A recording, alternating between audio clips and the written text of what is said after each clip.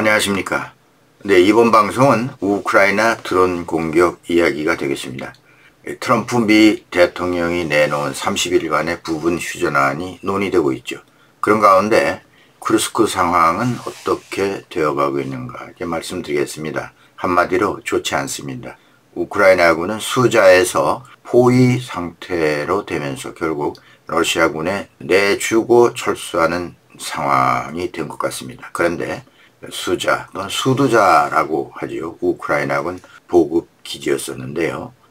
이 지역이 또 중요한 러시아 시설이 하나 있죠. 여러분께서도 아시다시피 유럽으로 가는 가스 파이프라인과 가스 미터링 그리고 운반 시스템이 있는 그런 곳입니다. 그동안 그 시설을 우크라이나군이 장악하고 있었죠. 밀리긴 하지만 우크라이나군은 21일 수자에 위치해 있는 이 가스 파이프라인 시스템을 공격해서 파괴해버렸습니다. 21일 우크라이나 텔레그램 채널을 통해서 소식이 전해지고 있습니다. 한편 우크라이나 국경 쪽으로 밀려오는 러시아군은 우크라이나 국경 도시인 수미, 체르니우 이 지역 근처까지 약 6만 명의 러시아 군대를 직결시키고 있다. 이렇게 전하고 있습니다. 이렇게 되면 쿠르스크 지역은 현재 러시아의 잠재적인 공격의 거점이 되고 있다고 할 수 있겠습니다. 이제 우크라이나 북부의 위협을 러시아군이 주고 있는 그런 상황이 벌어지고 있는데요. 한편으로 러시아와 우크라이나는 어제 오늘 며칠 사이에 서로 자폭 드론을 동원해서 공습을 주고받고 있습니다. 현지 시간 20일 우크라이나는 남부 사라토프 주의 엥겔스 공군기지를 드론으로 공습했죠. 엥겔스 공군기지는 러시아의 아주 중요한 곳인데요. 핵무기를 탑재하는 전략 폭격기 투폴레프 160, 투폴레프 95 이러한 전략 폭격기가 주기되어 있는 러시아의 깊숙한 그런 지역이죠. 전선에서 700km나 떨어진 지역입니다. 우크라이나 드론 공격을 그런데 피하지 못했죠. 역대 최대 드론 공격이라고 합니다. 이 엥겔스 기지가 있는 사라토브 주변에는 볼가강이 흐르고 있죠.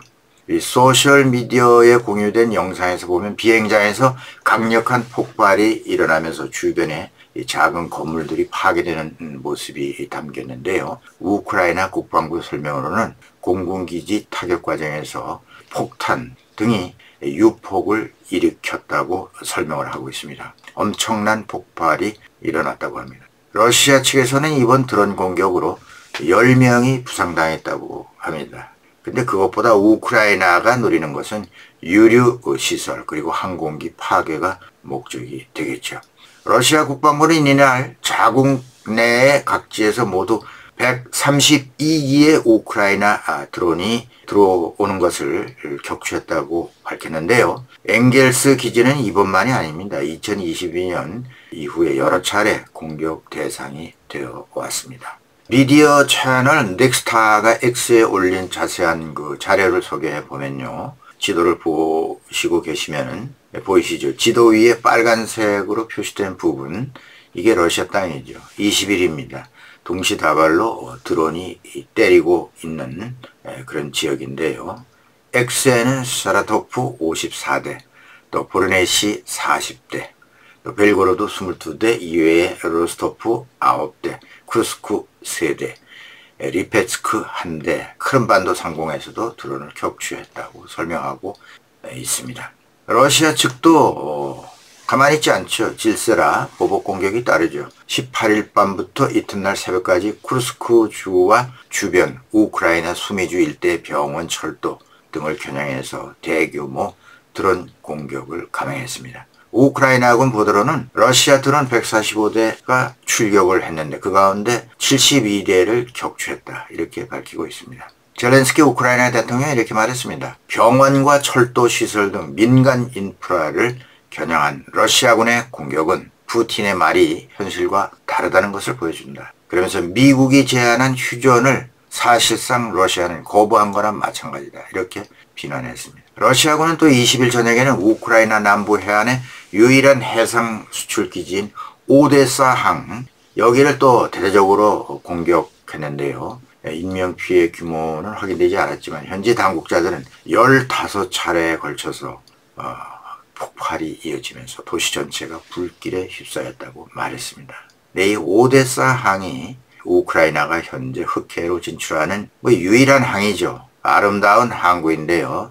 이곳을 러시아는 수시로 공격을 하고 있습니다. 러시아 외무부 대변인 마리아 자하로바는 20일 현지 방송에 출연해서 우리는 우크라이나 정권이 이미 트럼프 대통령이 제안한 휴전을 깨뜨렸다고 믿는다. 이렇게 말했습니다. 앞서 트럼프 대통령은 18일 푸틴 대통령과 전화 협의를 통해서 러시아와 우크라이나는 상대 측의 에너지 및 인프라에 대한 공격을 30일간 중단하기로 하자 이렇게 합의했죠. 그러나 이게 뭡니까? 무색하게 됐죠. 그리고 이어서 19일에는 젤렌스키 대통령과의 통화에서도 그러한 부분 휴전에 대한 동의를 얻어낸 상황입니다. 그런데 아랑곳하지 않고 드론 포격전이 벌어지고 있습니다. 30일 부분 휴전이 언제 몇 시부터 발동하는지도 없는 구름 잡는 식의 선언이었는데요. 휴전 협상이란 이렇게 쉬운 일이 아니죠. 협상 당사자들은 어떻겠습니까? 휴전이 이루어지기 전에 유리한 조건을 확보하기 위해서 공격을 더 강도 있게 할 수밖에 없는 것이죠. 네, 오늘은 여기까지입니다. 김정구 GTV입니다. 구독, 좋아요 부탁드리겠습니다.